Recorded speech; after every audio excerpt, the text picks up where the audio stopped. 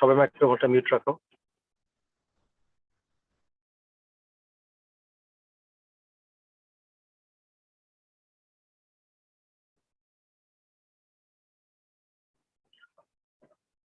Hello, my friends. Welcome to today's program. I hope you can all hear me. Can you give me a thumbs up, all of you who are with me now, that you can hear me clearly? You can hear me? Okay. All right. Okay. As you can see, the title says that this is Islam, the unapologetic truth unmasked. Well, Islam, as we know today, doesn't have any basis at all. Zero. Unfortunately, when I had left Islam a few years ago, I started criticizing Islam from all angles, especially from Hadith's point of view, from tafsir or interpretation, from Sirah and all that.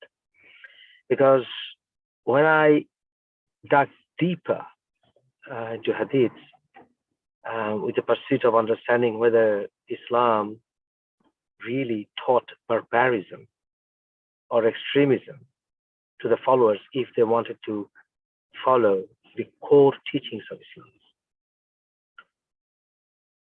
And you know the history behind my apostasy.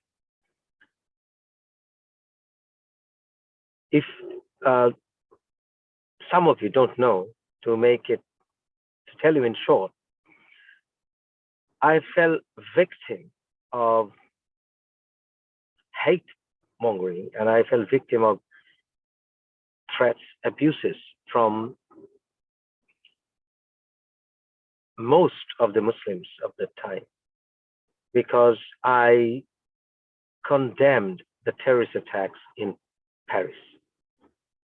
Surprisingly, the Muslim friends and family members all abandoned me. Those who didn't support my murder or death threats against me remained silent. Many of them, if not all of them, ostracized me.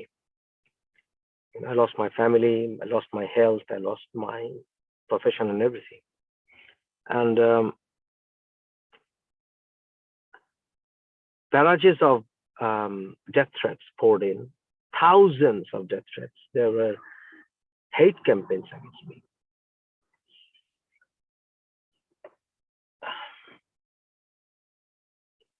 Now, I resolved a case against Facebook recently, which I will tell you in short that proved I was right and they were wrong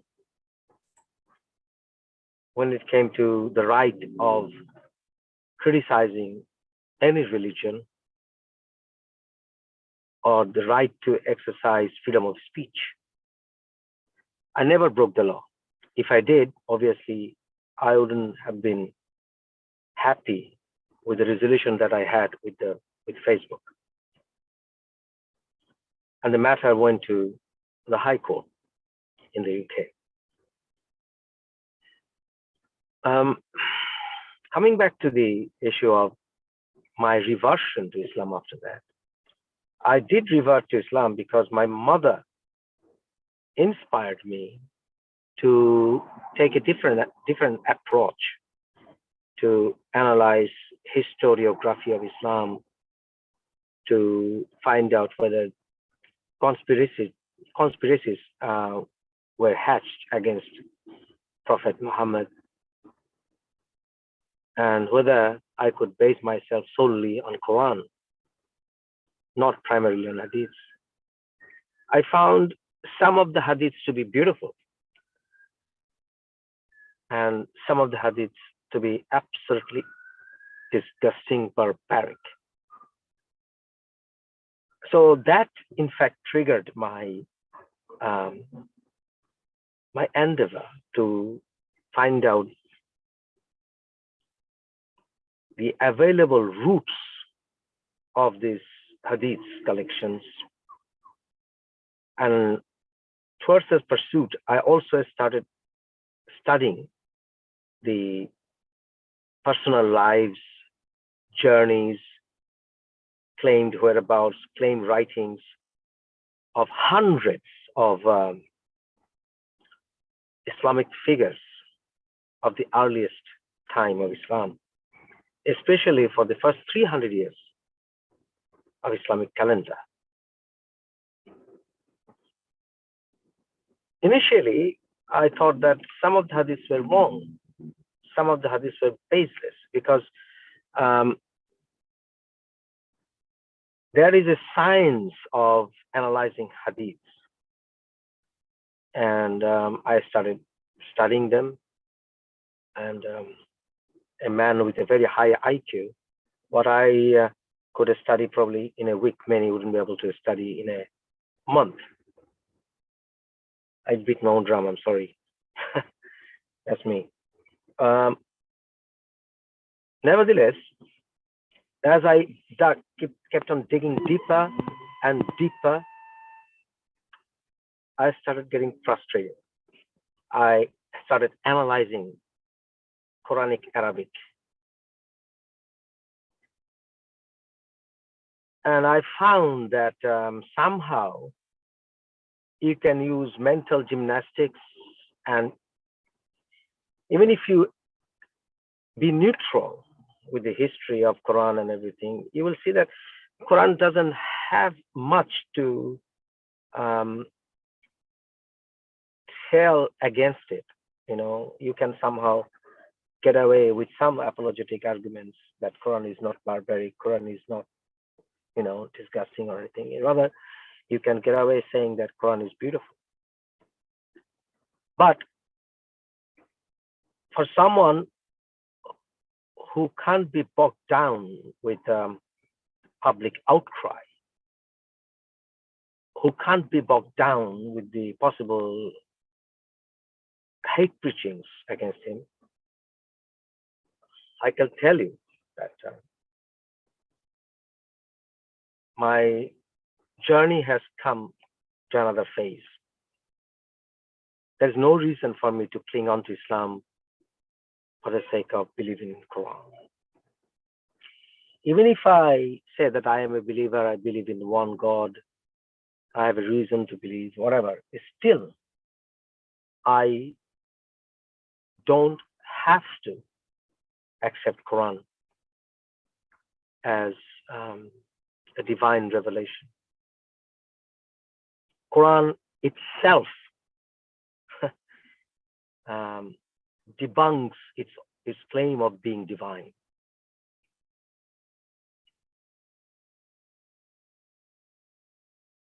Islam is full of contradictions, full of contradictions. The contradiction is in history, the contradiction is in Arabic grammar, the contradiction is in every claim of the religion of Islam. In every aspect of Islam, there are contradictions. Why? Even the life of the alleged greatest figures in Islam are full of contradictions. And I was wondering why there are so many contradictions.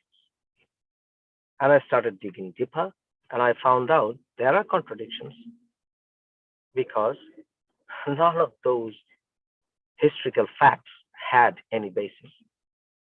Even the Quran doesn't have any basis. As I told you in one of my previous videos, that Quran was never revealed to one individual. It was never revealed to one era. So here is a short description again, a few points where I will tell you this is what Islam is. There's not a clear, unambiguous, explicit verse in the Quran where it says, or it will tell you that Quran is a book, is a pamphlet, or a bound book, which was given to a person named Muhammad. Or there's not a single verse in the Quran where it says, "O Muhammad, I have given you this book, Quran." There's not a single verse. You can say that there is a verse where it says that Quran was given to a Rasul. But who is that Rasul? I don't know. Who is that Rasul? Because if you read the language of Quran, you will see that the use of various words in Quran will tell you that different chapters are from different regions.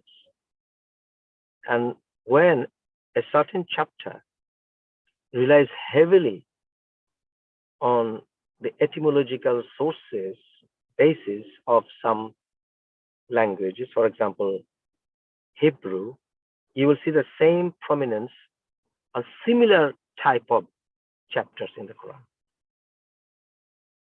So this made me ponder that whether Quran is really was really given to one man. There are verses like "O Moses" or "O Son of Mary," but how come there's not a single verse to say "O Muhammad"? So the word Muhammad is itself quite challenging in grammar because there is not a single word other than Muhammad, the name, where Arabic grammar was used this way to denote a proper name. Rather, when, for example, Muazzin is a common name, Mutawalli is a common name, Mutazila is a common name. These are all common names, but Muhammad, how could it be a proper name? There are, as I said, this will be an unapologetic discussion. There are Muslim apologists, who will try to innovate newer meanings of Quranic words. They will always try to engage in newer meanings, newer interpretations of every word, to somehow cling on to Quran. I rather think that's hypocrisy. Some of my friends have started engaging in writing newer translation of the Quran to somehow separate that from traditional Islamic history. But I'm just wondering why. Because the Quran itself doesn't have any history before the 11th century, to be honest. Because there's not a single complete Quran before the 11th century. There's not a single complete Quran from one source before the 11th century, which will tell me the Quran was meant to be a book. No matter what they say, I have, tried to read up all the claims of earliest manuscripts of the Quran. None of them are complete. You will not find a single carbon-dated Quranic copy more than 30 to 40% before the 9th century. The so-called Tashkent Quran, the so-called Samarkand Quran, the so-called, all those Qurans, they're all like, purchased from this chapter a few lines, from that chapter a few lines, and none of them, there's not a single complete carbon-dated copy of Quran, complete copy of Quran before the 11th century. And so there goes the Quran. And then my attention was, the Quran was never meant to be a book, because you can't find the concept of book and a codex in the Arabic Peninsula until the 9th, 10th century. You can find one. The kitab, the word kitab, was in fact never meant to be a book. Quran was never meant to be a book. It's qara, something that is read. So it can be anything, even a few pages. There are shocking similarities of a certain chapter of Quran with that of a Bible. For example, the chapter describing the story of Joseph. If Quran was to filter the Bible, then what was the purpose of almost copy pasting the biblical chapter in relation to Joseph? And also there are many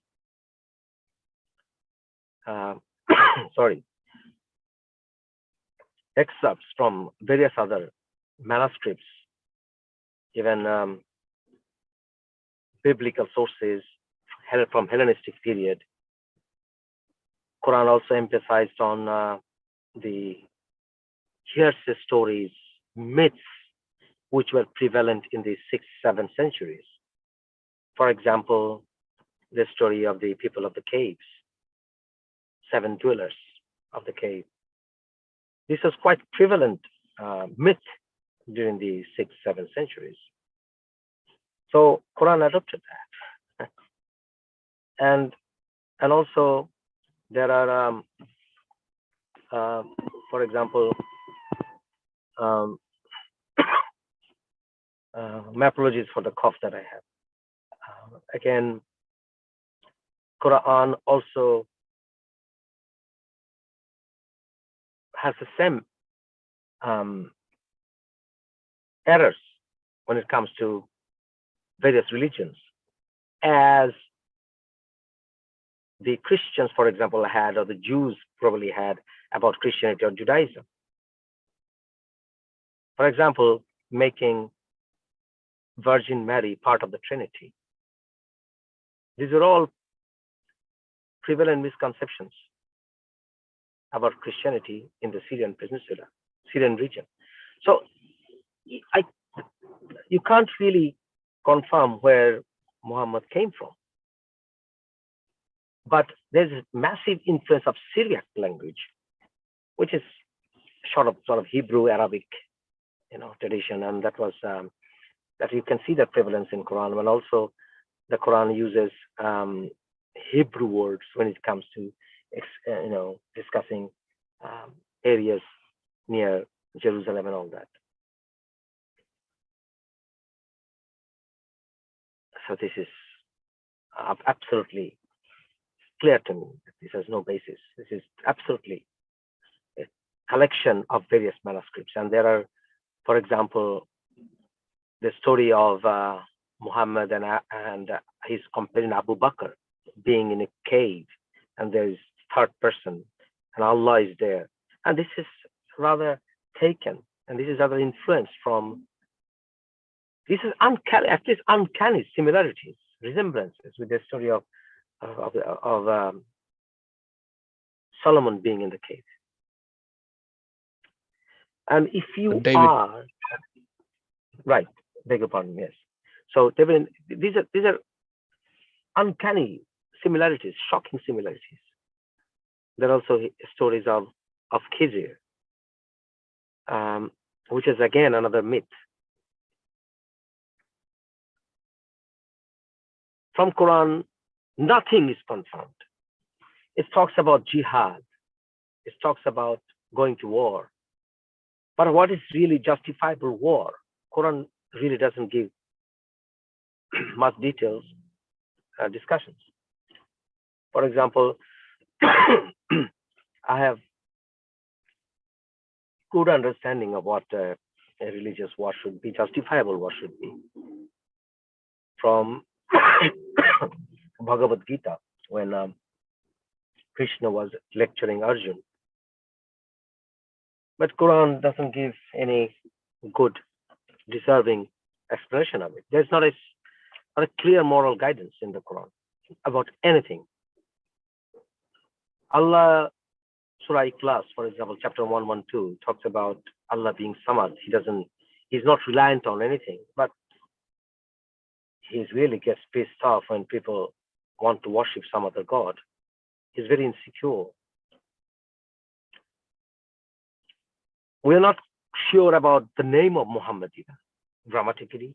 And also, it goes against the very ethos of Quran when Allah says, all praises to Allah only, hamd, alhamdulillah rabbil alamin. Then again, hamd, the very word is there in Muhammad. The Quran says, Surah 33, verse 40, Muhammad is not the father of Rizalan, the word is of any man.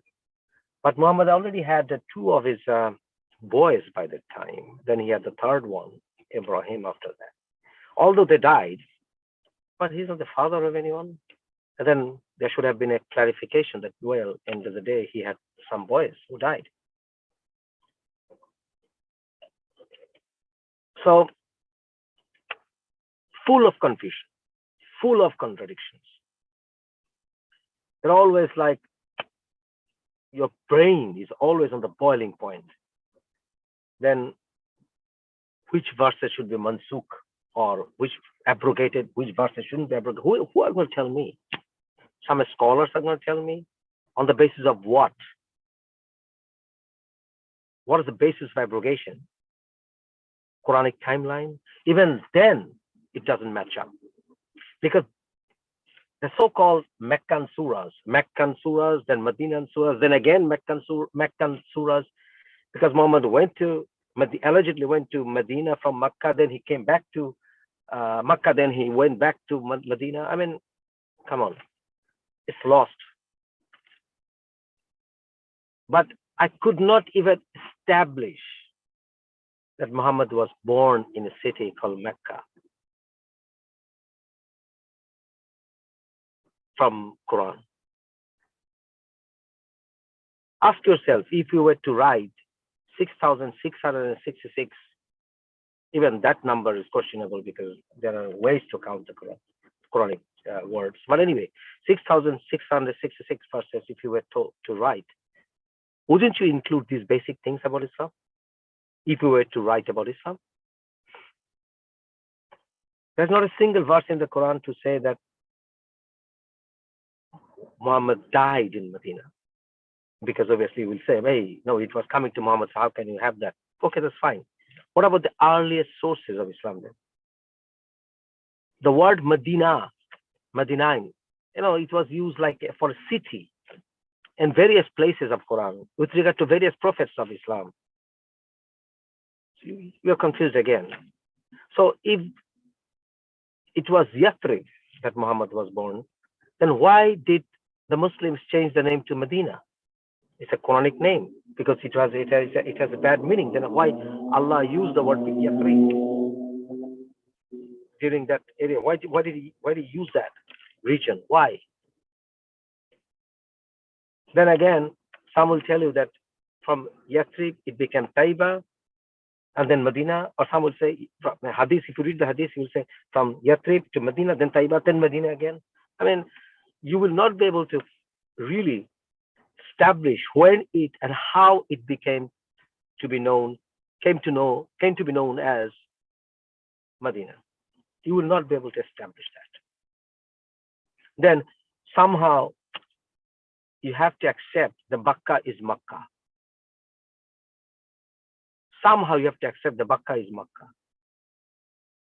Then again, there's not a single word to say that Makkah is the place where there is Kaaba, and that Kaaba is a center point for the Muslims around the world.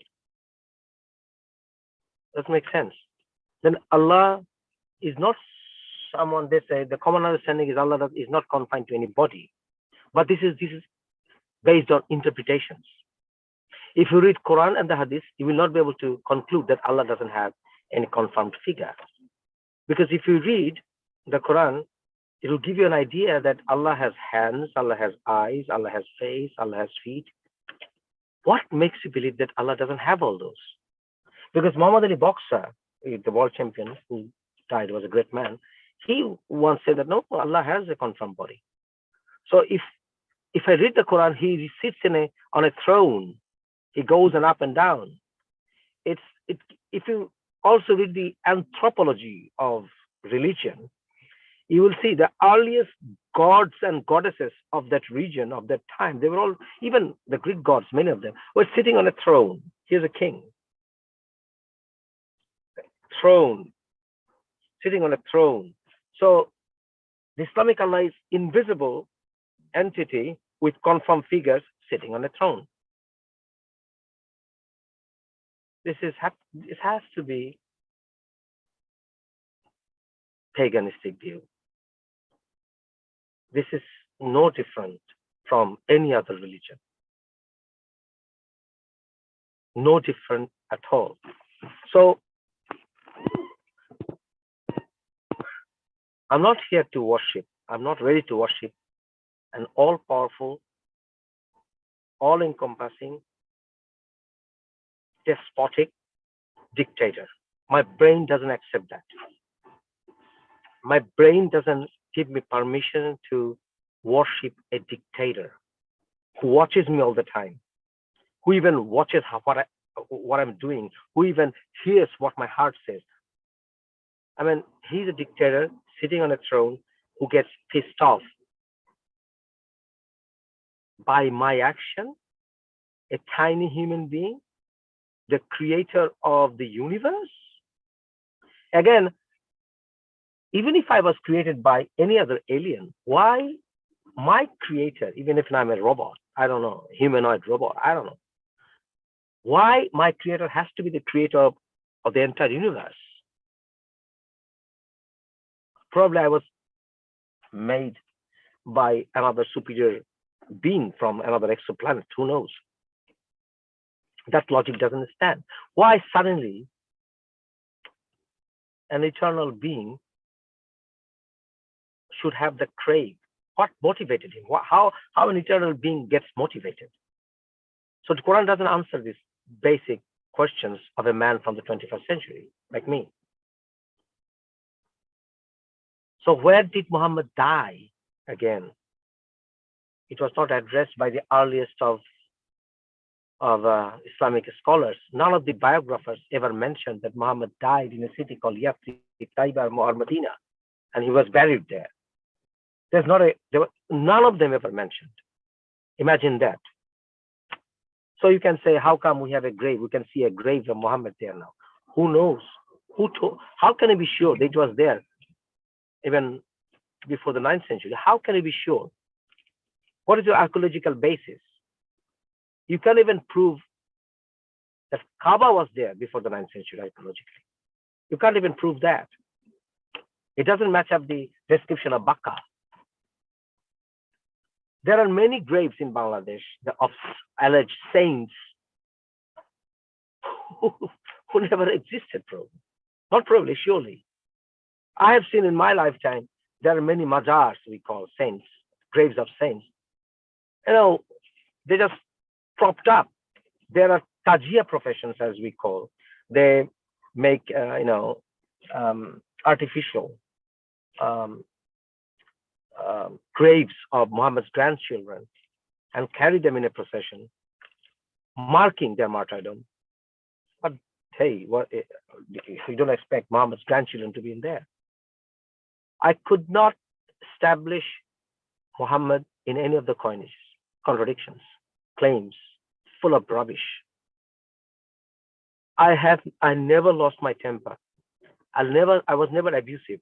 I'm still not abusive when criticizing Quran or Islam for the last at least 2 years. I have never used a vulgar word. I can't be more sympathetic to my Muslim brothers and sisters than I'm being now. Because I have no agenda. I'm not a Christian man. I have issues with Christianity as well. I criticize Christianity as well. I have issues with Hinduism as well. I don't believe in any organized religion. I'm not a paid agent of the Jews. I criticize the state of Israel as well for many things. But I'm always told I'm the paid agent. Paid agent of what? When I came back to Islam, Many of my atheist friends said that probably I got some money from um, the, what do you call this, from Saudi Arabia. I got some dosh from Saudi Arabia to come back to Islam. There are always these arguments. But the thing is, when you are at war, that's what I've seen, that Islam is always, it seems that Islam teaches you to be at war all the time. So when you are in a sense of war, you are always wary of somebody committing espionage, somebody engaged in conspiracy against you to destroy you. I don't want to be on my toes all the time. Sick and tired of being on my toes all the time when it comes to my faith. I don't want to be skeptic about someone because of his religion, that he has sinister plans to kill me. I don't want to be in that situation. I'm sick and tired of that. I could not even establish Bukhari wrote Bukhari. You know, all his claims of being a genius who was praying all the time before every hadith he was collecting, nonsense. It is realistically impossible. If he was doing wudu or ablution, formal ablution, before writing, any of the hadiths that he had collected, it would have taken 12 years for him to do the ablution, just to complete the ablution. 12 years. There's not a single copy of Bukhari before the 12th century. There's not a single copy of Bukhari. Bukhari allegedly dictated one of his alleged students, Farabri. Just a few years before he died, he dictated it twice to him. And then there's not a copy from Farabri. I don't even know much about Farabri. Nobody knows much about Farabri's scholarism. Who knows Farabri, how talented he was? Okay, Bukhari was talented. What is the evidence of Farabri? Then from Farabri, again, a few decades later on, he dictated that to a teenager. Now from there on, that's the story of how we found Bukhari's Sahih Bukhari. And then I tried to be honest. I tried to dig deeper. And I found out that Bukhari gives a persona of Muhammad which is not acceptable to me. Sometimes I found them to be seriously barbaric. Sometimes I found them to be obnoxious against humanity. So from that sense, it's rubbish as well. I'm not going to accept that for the sake of there being some good, beautiful hadith. No. If you can, if someone can prove to me that Bukhari really wrote Bukhari, I'll talk about it. If God really told me, do this, and if I could establish that God really said that, I would follow them. I would just forsake my understanding of that. I will just say, okay, fuck it. Sorry for my French. I'm going to follow it. Couldn't establish that. There's not a single reliable, authentic source to tell me that. Even Siratul Rasulullah, the biography of Muhammad, written by allegedly Ibn Ishaq, even that is questionable, seriously questionable, because that came from various sources. And even if I'm threw away a few decades, a few centuries later, much of Ibn Ishaq, Ibn Ishaq was being questioned by the greatest imams of that time, Abu Hanifa, Imam Shafi, Imam Hanbal, they all questioned Ibn Ishaq. Ibn Ishaq was a paid agent of Abbasid Caliph. I couldn't establish Aisha, Fatima, because these two names, again, shockingly,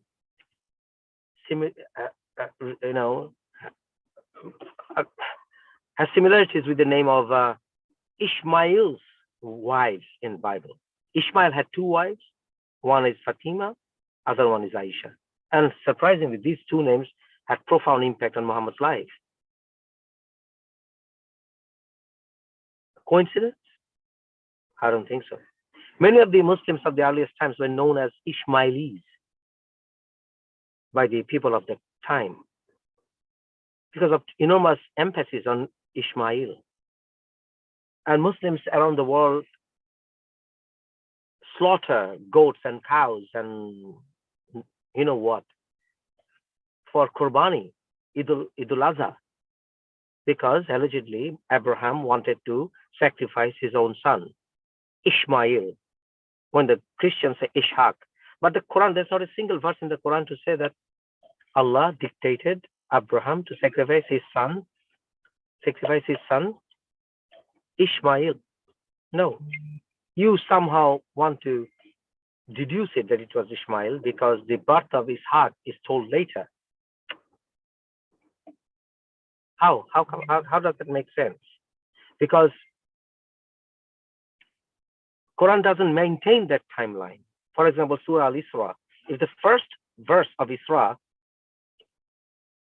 refers to Muhammad, then how come the second verse suddenly refers to Moses? Because the first verse doesn't mention Muhammad's name.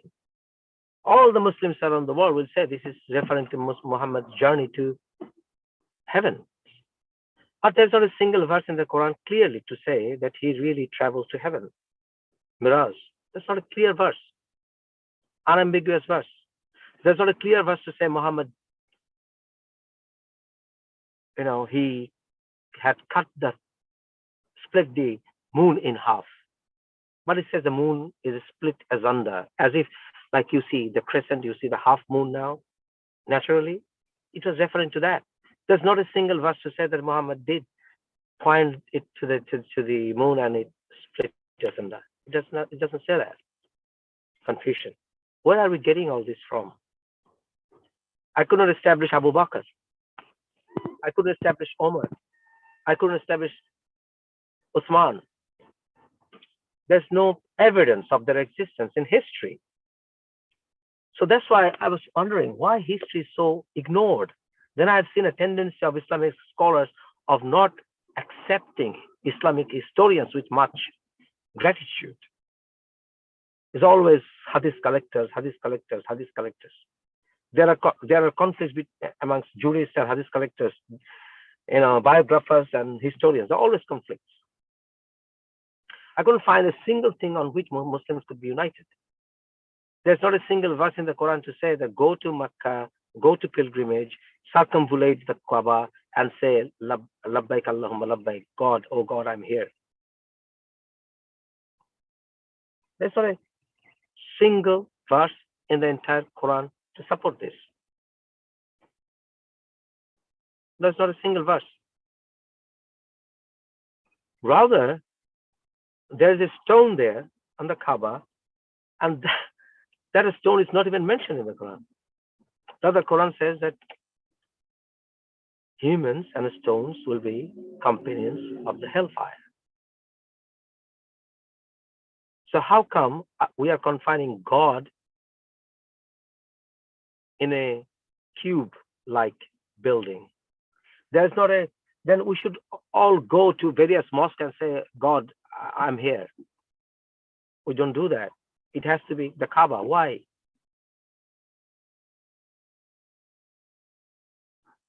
Is my God confined in a cube-like building? Then the story of Abraham. Alam tara kaifa fa'ala rabbuka bi ashabil fil. Alam tara, have you not seen? Then the word alam tara, it really, if you be honest, it seems, have we not seen and taken into account? But Muhammad was not even born during the lifetime of Abraham, when he was allegedly invading to conquer the Kaaba.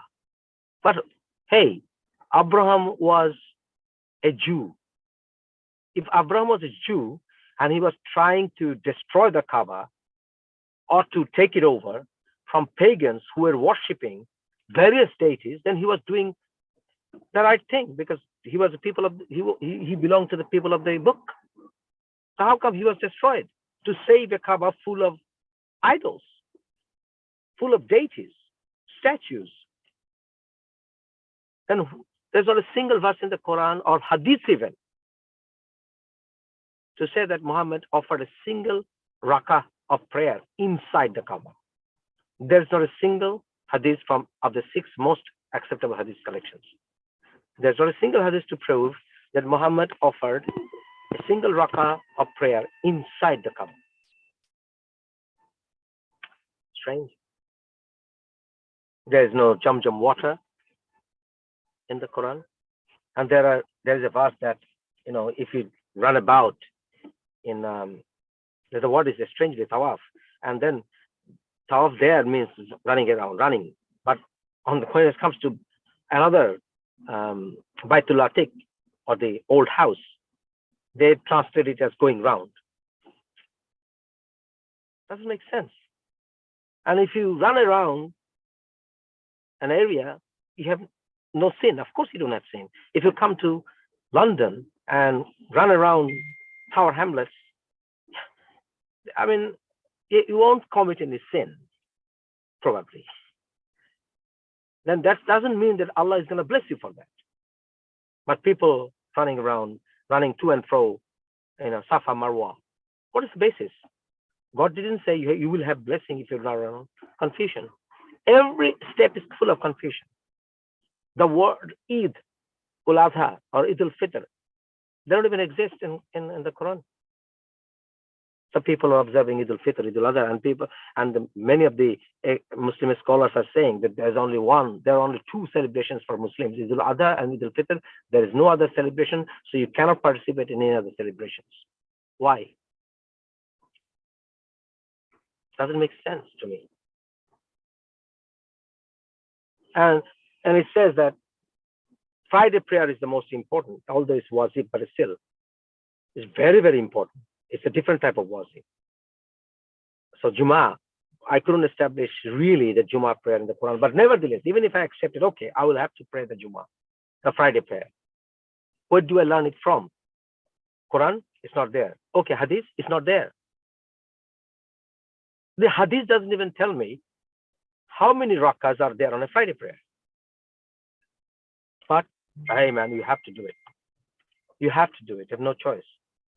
So if I have to follow what the Imam says to be fard or mandatory, then it's a man-made religion.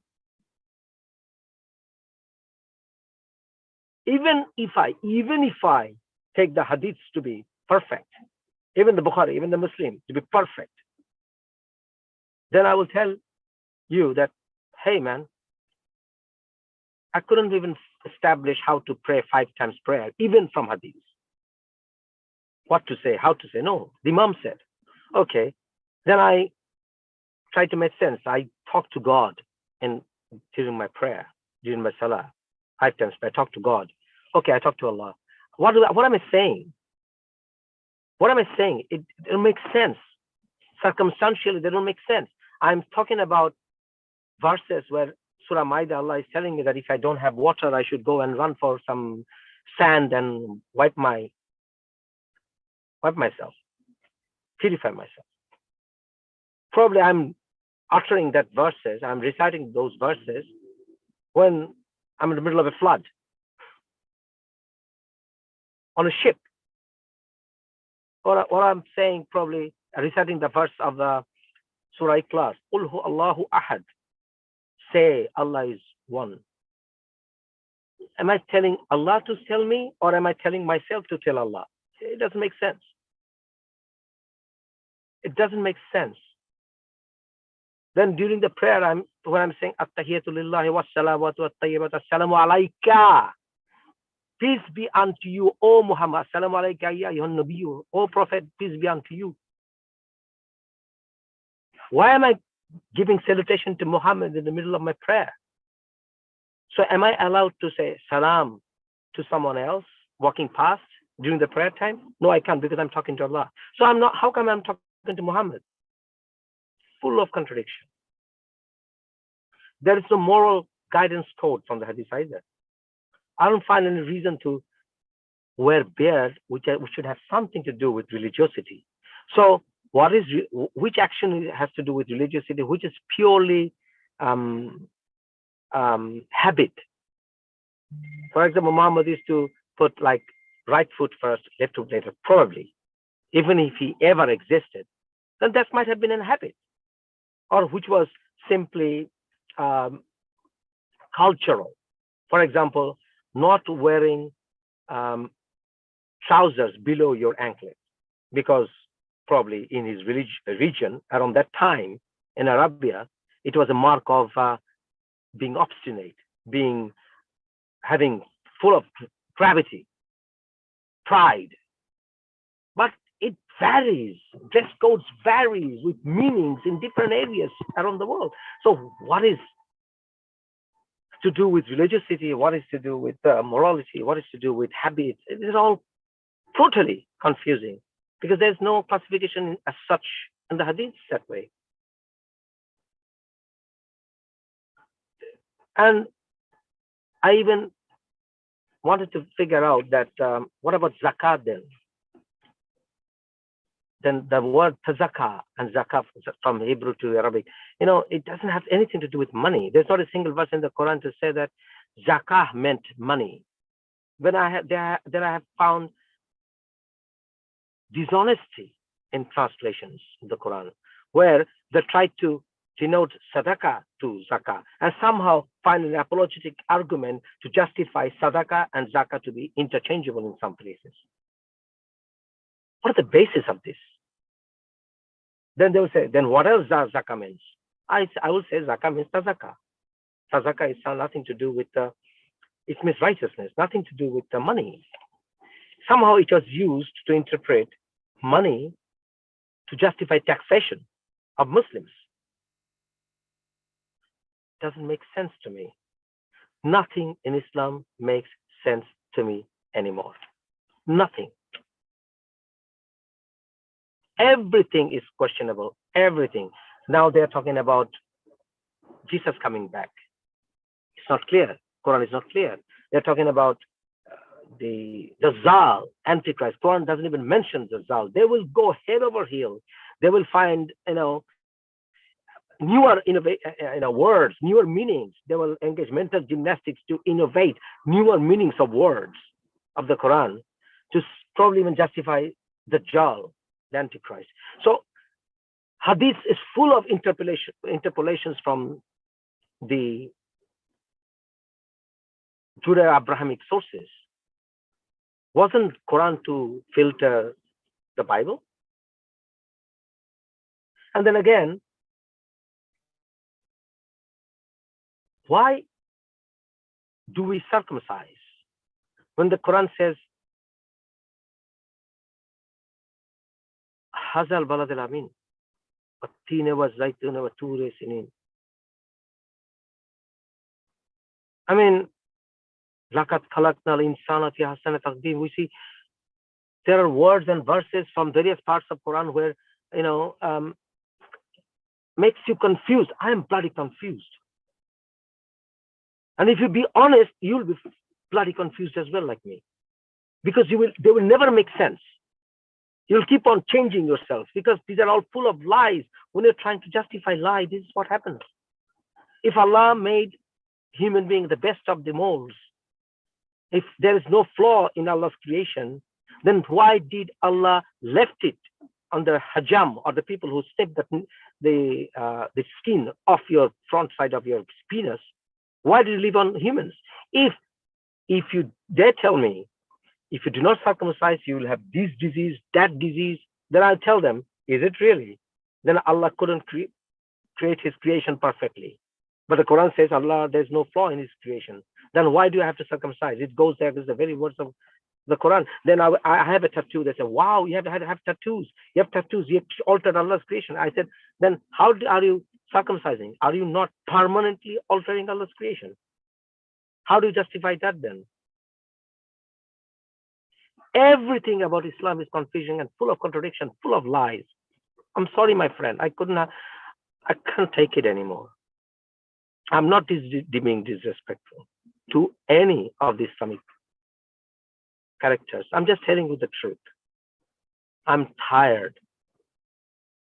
I think I have come to the conclusion of my journey, my nomadic life. I have come to the conclusion. The answer is we don't know. Where do we come from? What are we doing here? We don't know. Probably we are robots. I don't know. But definitely we don't have an answer. Instead of having an answer which is not true, it is better not to say, I don't know. I don't know.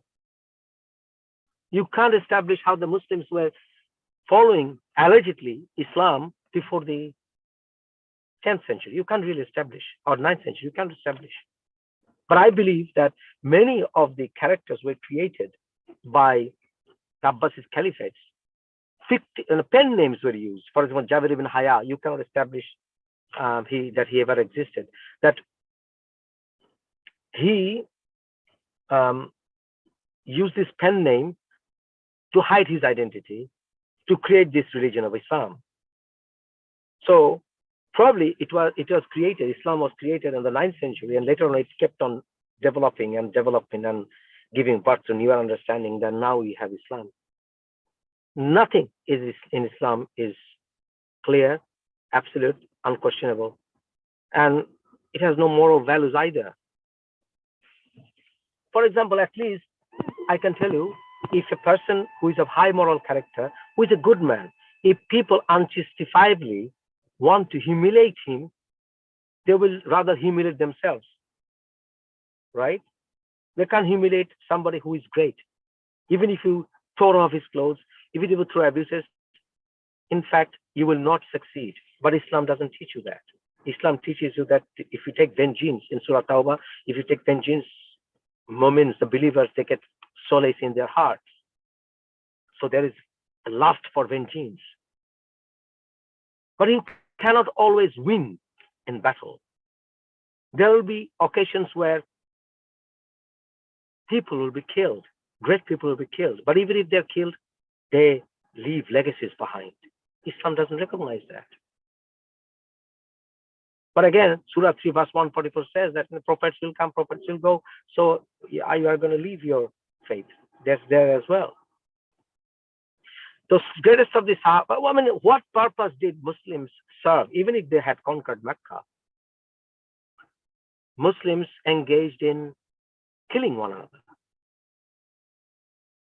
Even if Abu Bakr ever existed, they started going against each other's throats. But all of them, being companions of the Prophet, all of them are heaven bound, even if they killed one another. How does it make sense? A killer and the killed, both of them are going to heaven. I have seen there's a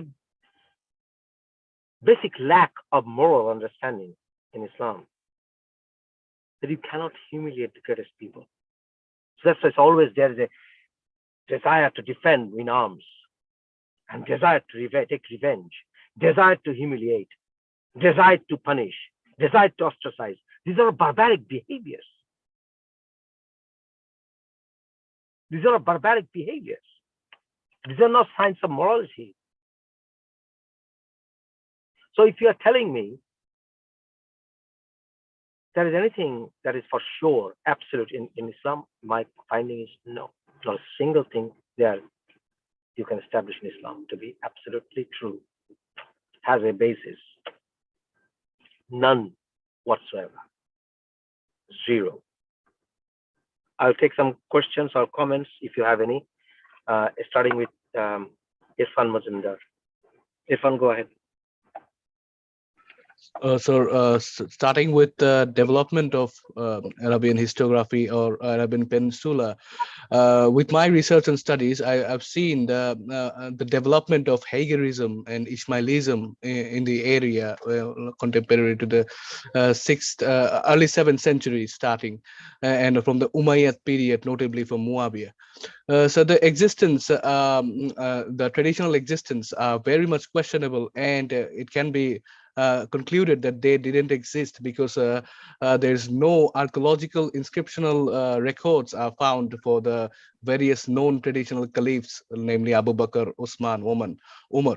There are few existence we see, notable existence like Muawiyah, and even before Muawiyah or before Muawiyah, Islamic period. Can you Right. establish Muawiyah even to be a Muslim? No, sir, because we see a certain codification of Christianity on his coins, and it is not clear which type of faith he's following. Maybe he was.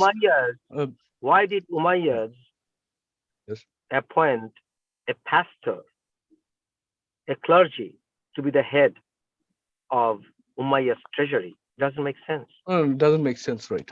He was a ruler, possibly, yeah. Muawiyah was dominating the Syrian and Damascus region during that period, and it also the coinage shows the Reformation, formation, and the earlier development of a faith regarding to Hagirism or Ismailism. It also doesn't Uh, make sense uh, that why Umayyad should be migrating from Mecca or Medina even to Syria, where they had right. Justinian plague or Justinian plague, plague of right, sir. Amwas during that time. Doesn't make sense.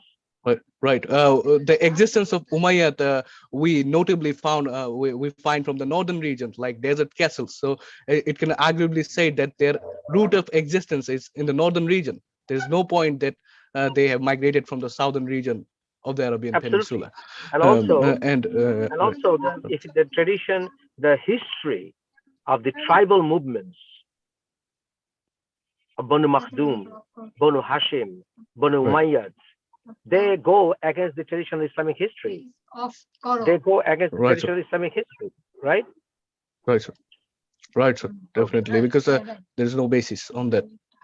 But the Right. 8th century has developed Islam. The 9th century, we see heavy formulation of the Abbasid, which is evident today, at least in the Hadith records, every records. Right. Absolutely. So can I say that with certainty that Islam, in fact, did not exist as we see today before the 9th or 10th century? Can we say that? Very much, sir. That the doctrinated Islam doesn't exist because heavy formulation evidently comes from the 10th century, every textual Absolutely. sources. Right. Absolutely. Because it had nothing. That's why it had to keep on borrowing from various other religions. It kept on borrowing from concepts from various other religions, from Judaism, from Buddhism, from Hinduism. Even you see there is From the there is Greek an myths, influence. Samaritan myths. Sorry, even if there is an influence of the word balaga, when you slaughter an animal, you deliver it to the Kaaba. Why? Why do you deliver it to the Kaaba? It resonates the Hindu sacrificial ritual where you slaughter it outside the temple and then it deliver inside the temple. It resonates that idea. Sir, So when in it's Quran, in Surah it's Maida, a deliver it to the Kaaba. Why? sir, it's an attribution to the Nabatean paganism belief, the stone worship, and the stone pilgrimage. It's just an attribution to the Yeah, there is faith no of the evidence. pagan We faith. also discussed there is no evidence of Masjid al-Haram Right. during the Right, sir. lifetime of Muhammad. There's no evidence of Al-Aqsa being there during the alleged lifetime of Muhammad. So Right. these are all, I mean, they are a hallmark that it never existed. For example, even Abu Huraira had 15 different names, allegedly. So we don't even know much about Abu Huraira. Doesn't make sense. It doesn't make sense. Right, We don't sir. know much about Abu Huraira either. But anyway, let's go on to Abu Tahir. Abu Tahir, do you have anything to say or add? Abu Tahir. Abu Tahir, you have anything to say or add? Assalamu alaikum. Can you hear me, sir? Yes, I can. Yeah, go ahead. Okay, sir. My question is: are you the first person who claimed this? There's whoever you have mentioned, those characters are baseless, or they don't have any existence. Are you the first claimer? I mean, there are some Christian or Orientalists who question the existence of Muhammad. Even I question the existence of Jesus as well. But I'm the first person who said that Islam, none of the Islamic figures ever existed before the 9th century. So, or Muhammad, or none of his companions ever existed. Abu Bakr never existed. Omar never existed. Osman never existed. And none of them ever existed. I am the one to say Abu Hurairah never existed. Aisha never existed. Fatima never existed, as we see. I am the first man, yes, in history, yes. As per as I know. Sir, how did you come up with this conclusion that those characters are baseless or they don't have any existence? Yeah, because as I said, the coincidences are so uncanny that Ishmael had two wives, Fatima and Aisha. I couldn't establish Aisha. I mean, we don't even know how Aisha died for sure. What the Shia said, what the Sunni says are totally different. And even how of Muhammad's wives ever died. They died many decades after some of them even died many decades after Muhammad's Arab's lifetime. But we don't know anything about. They just dropped and died. We don't know anything about them. So I could not establish any of the legacies left behind by Muhammad. For example, Muhammad allegedly ruled Mecca, but Quran says Surah 88 that he 22 to 24, if you read the verses, that you are not their controller, you're not the ruler. If it denotes to Muhammad, that Muhammad never, in fact, ruled Mecca. But even if it did, for argument's sake, even if it ruled Mecca and Medina, how come he went back to Medina and he left? He was controlling. If he was controlling the area after conquering Mecca, he lived 3 years more after he conquered. So what legacy did he leave behind? Are there signs of his administration? There should, if someone rules such importance, a prophet ruled, so we should know who his main commander in forces was, who was his main chef even, who was his main treasurer even, who was his main judge even. There must have been an administration. There's no legacy of his administration. There is no legacy of administration of Abu Bakr even. There's no complete sign of administration. No complete sign of administration of Umar or any of them. You can't establish any of them. You cannot. So if somebody really existed, there should be some signs of his existence left behind. But we can see signs of even small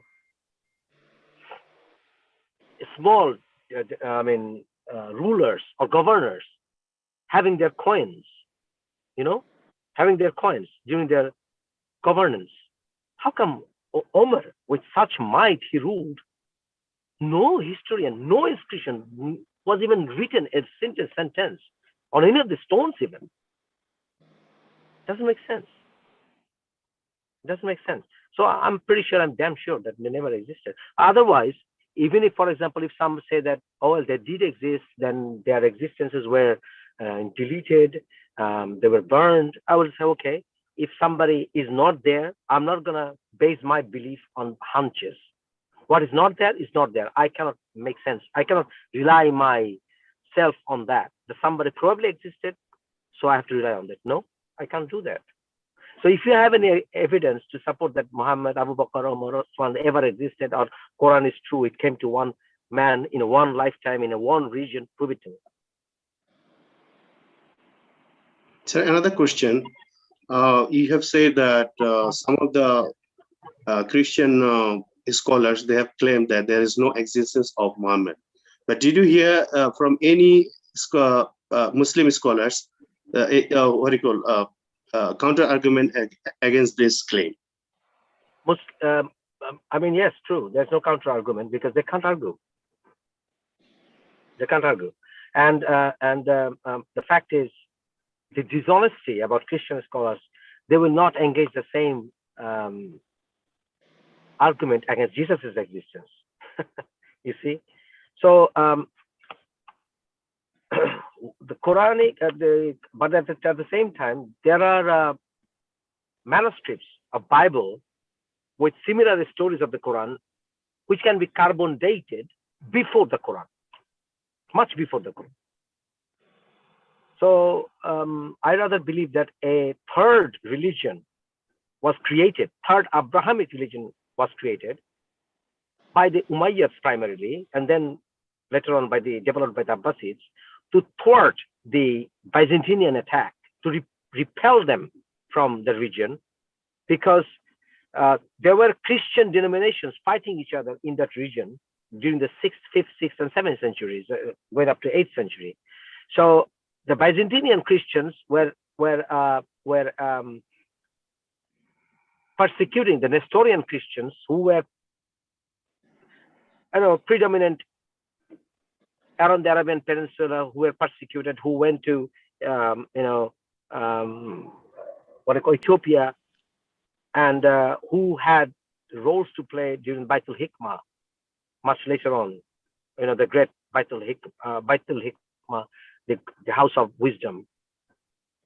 So this is much later on progression. So I believe that, with all honesty, Islam is a totally concocted third Abrahamic religion with the purpose of unifying the Arabian Peninsula under one theocracy to create an empire based on Arabic culture to repel European aggression.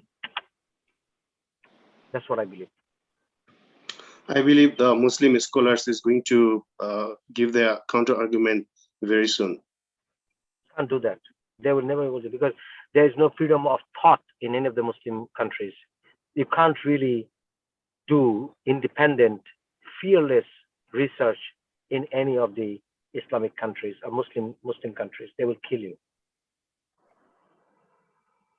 There is no freedom of thought. Absolutely none. They don't know how to question. So if you want to make something survive by closing your eyes, by saying I will not listen, by saying that I don't want to engage my nationality, then that ideology is going to die out, definitely. To make it survive, you have to engage in dialogues. You have to. There's no choice. And if you say that if you talk, I'm going to kill you, that ideology is going to die out, definitely. Today, tomorrow, after a few decades, few centuries, it's going to die out.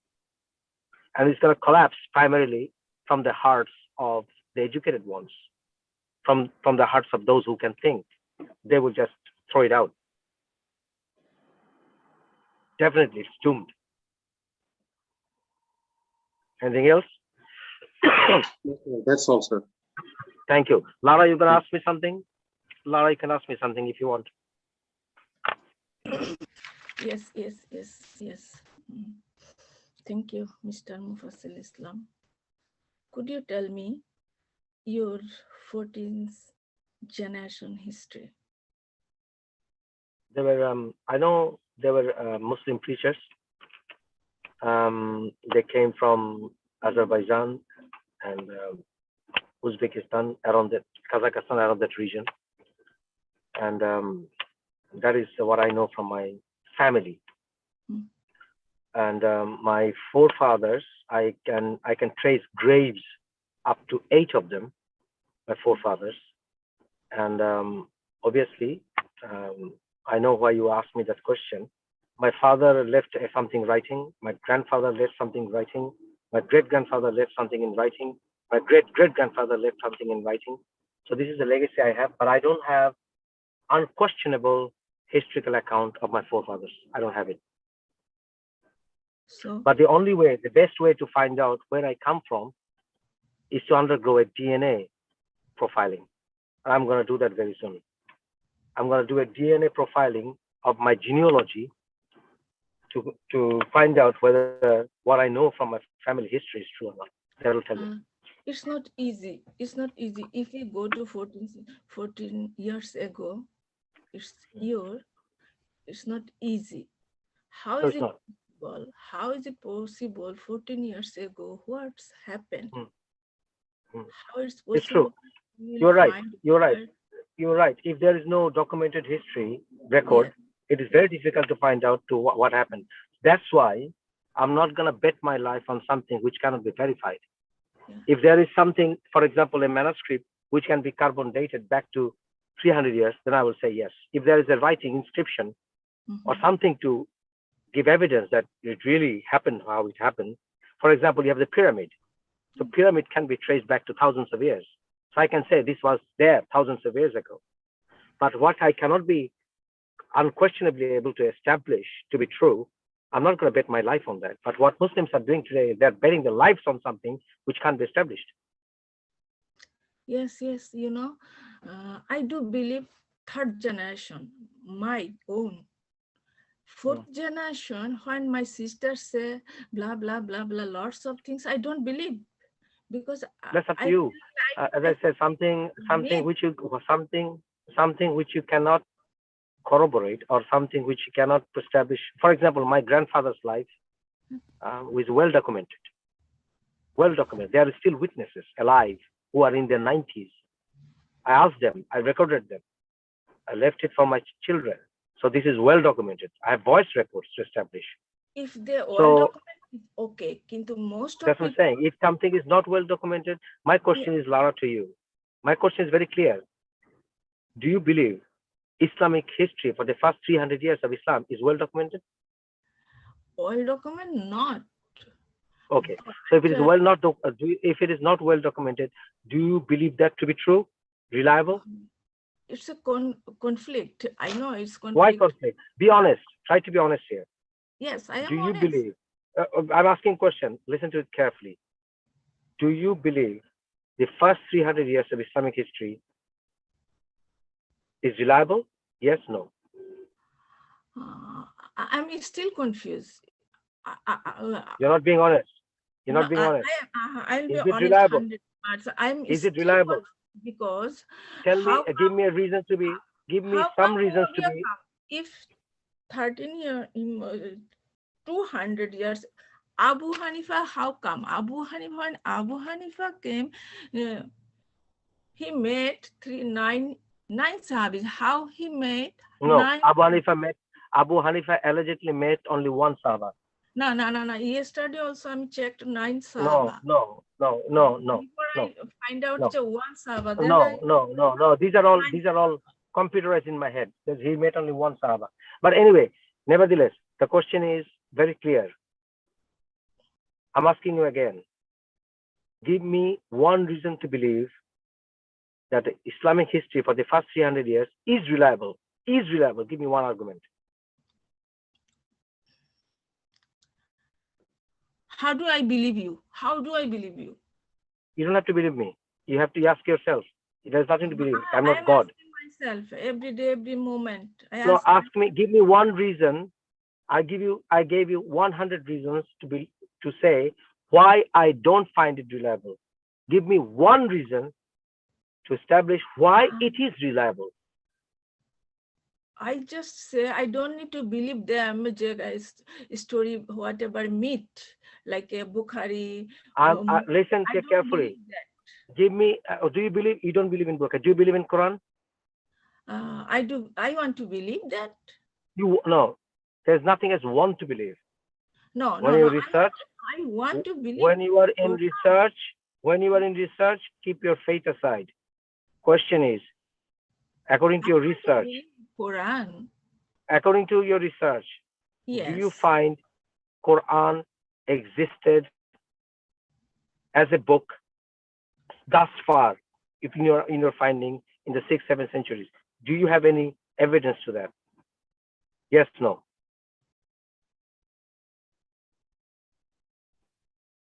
I don't know. There you go. That means if you don't know, that means in fact you have no evidence. But anyway, thank you very much, dear friends, for listening.